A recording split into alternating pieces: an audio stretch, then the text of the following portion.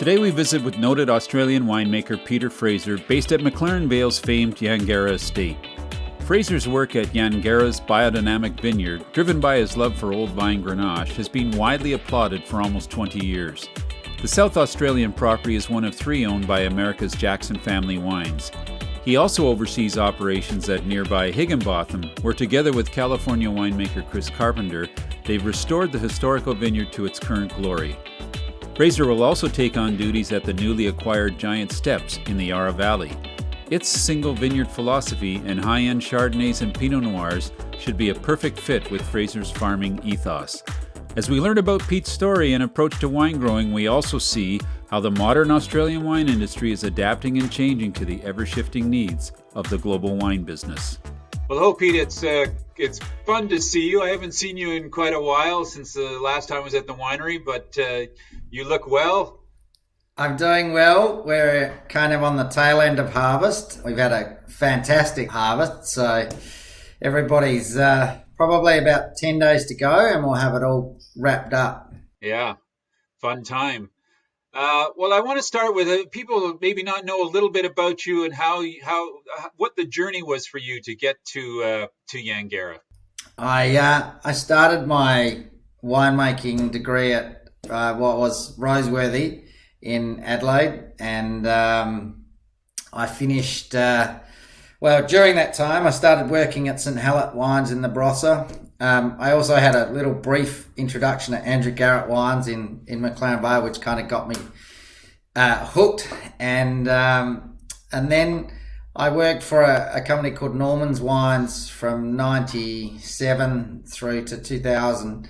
And in that period, I met Barbara and Jess Jackson.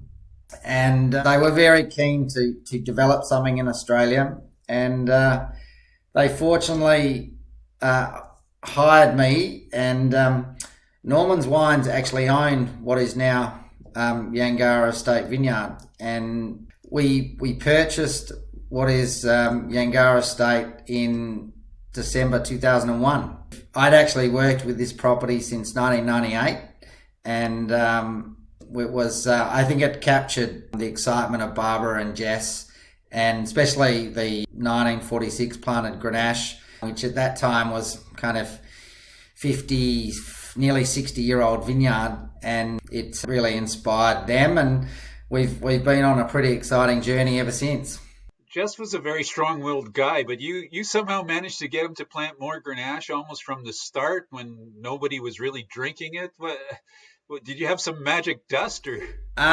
It was, I remember vividly when he came out again in the early 2000s. It would have been about 2004, and we had a day, we went around the vineyards, and I showed him the wines and the vines, and Jess was like, let's plant every bit of vacant land to grenache, which we kind of didn't quite go. He was also a very gun-ho man. He wanted to kind of, he was an incredible visionary. He had the ability to kind of see trends, and yep. He and he was really gutsy in the way he would make decisions. And he said, we need to build a winery straight away. Let's plant more grenache. And it was very fortuitous that the Jackson family, in the way of their thinking. If I look back in the early 2000s, regions like McLaren Vale were still very much producing bits of everything and trying to be everything to everybody. And I remember judging at wine shows, local wine shows, and there were sparkling wines and Sauvignon Blanc and Chardonnay, which were really not suited to our region. And I suppose the discipline of being part of a successful international wine company said, let's just pick on what we're great at. And so we focused on primarily Grenache and Shiraz, and because of, I suppose, the success of Grenache, we looked at other, successful Southern Rhône varieties, and that became kind of a real focus to the winery, which over time other producers have started to kind of develop some of that discipline and some of that focus There's a little bit of opportunity for other Mediterranean varieties in our region, which creates a lot of diversity and interest to our region. But we've really just stuck on those southern Rhône varietals and doing them really well. Well, they added Higginbotham too, and you got involved with making wine up there with Chris Carpenter, which is still in McLaren Vale, but in a very different position. Well, how does that add to the mix? In 2011, Barbara was very keen to. At that time, there was probably a slight oversupply in the region. And interesting, very much like Jess, Barbara has that same entrepreneurial spirit.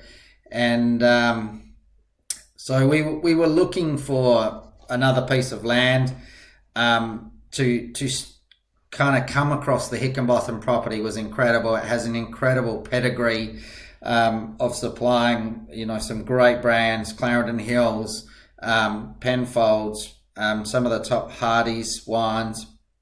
And we came across this property, and we really probably didn't have a vision of buying such another large estate, but it was such a phenomenal opportunity. So there began the journey in 2012. We settled in, I think it was February 12, and went straight into harvest. And immediately when I saw some of the wines that had been made from the property, Cabernet really sparked my attention. And I said to Barbara, wouldn't it be amazing to have somebody like Chris Carpenter, who is making, the phenomenal wines of Lacoya and Cardinal, to have somebody that has a real, focus and brilliance in Cabernet, and that has probably an understanding of an international Cabernet style. But also to honour what the site brings. And because Chris makes a lot of wines from single vineyards in the mountain parts of Napa. And Chris came out pretty much at the drop of a hat and started his first vintage. And I've been making the Shiraz, and then we work together and we do my other kind of exciting, I suppose, introduction to Barbara and to Chris was the opportunity to do a Cabernet Shiraz, which has wonderful history in Australia. Yeah, I mean it's fantastic to see that he's taken that on with you. Like that, I can see it's a great thing for him to understand, because it has so much history in Australia to have a Cab Shiraz. And by the way, the wine is terrific, so that helps. Yeah, they just kind of meld together so well, and it was another one of those things that kind of came together. It showed itself in the quality of the Cabernet and the Shiraz, that they would meld together to really make a seamless wine that neither shows too much Cabernet nor Shiraz, and just they really kind of complement each other. So it's been a really exciting journey on the Higginbotham front. This year, Chris is having to entrust himself in me.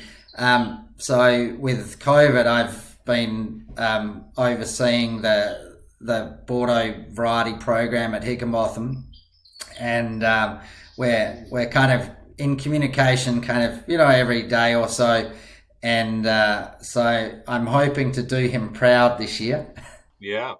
And soon, I want to get back to Yangara, but Giant Steps is now in the picture. This is another winery that the Jackson family has acquired in Yangara. Does that fit in more with what you're doing, that style? I mean, I know it's Pinot Noir, but you're famous for single sites. How do you fit them all together? Barbara, again, and I, she's been coming out to Australia annually.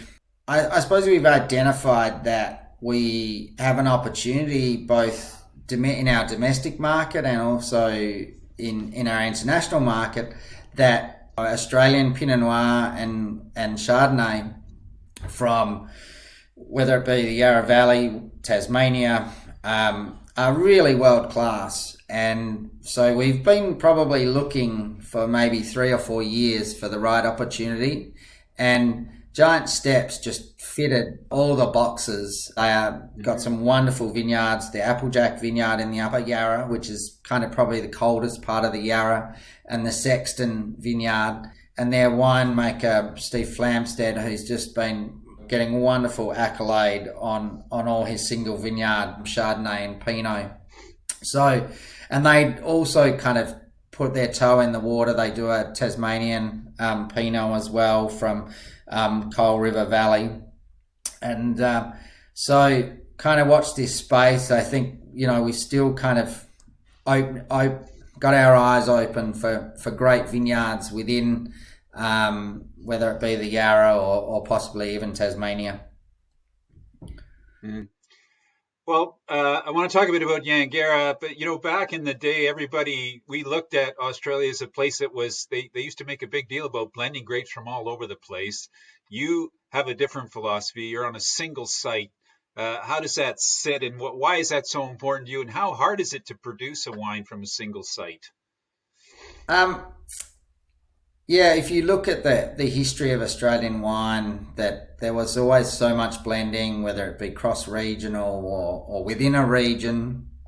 And, Penfolds Grange is probably, the most famous example. Sure. But I think of what makes wine really special, and probably goes back to some of my own history and experiences. I remember traveling in Europe in 1999 as a young winemaker, and going to estates in Bordeaux and actually tasting wine out of tanks, looking actually at the blocks from the winery. And to me, that's one of the things that makes wine special, is that there's a place that you can really identify with, you can experience it, touch it, see it, but it's also not infinite. It's got a kind of, there's an amount that can come from that place. It's a bit like, when you have food and it's, the grower, you've even picked something yourself out of a particular place. Right.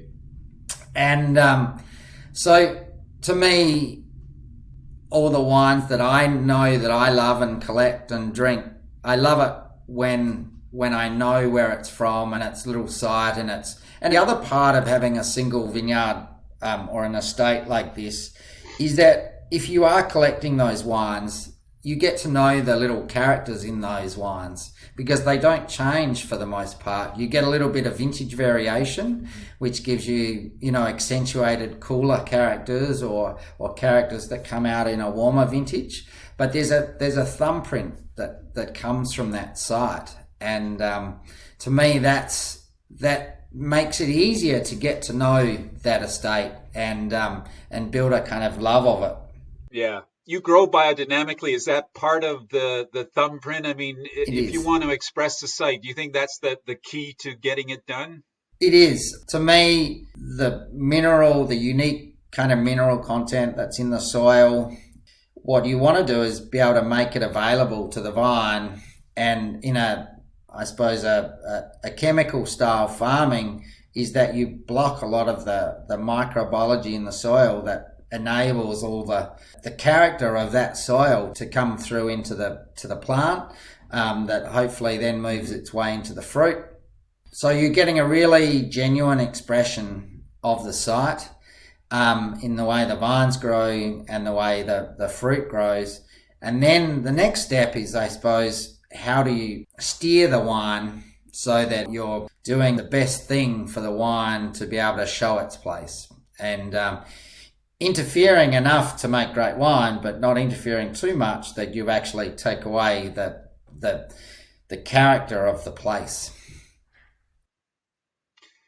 We talked a bit about Grenache, but I also know that you're growing, I think you're up to all 13 varieties that were planted in the Châteauneuf-du-Pape area. Is this part of modern Australia? Like, are things changing so dramatically now than, say, the way they were in the 90s?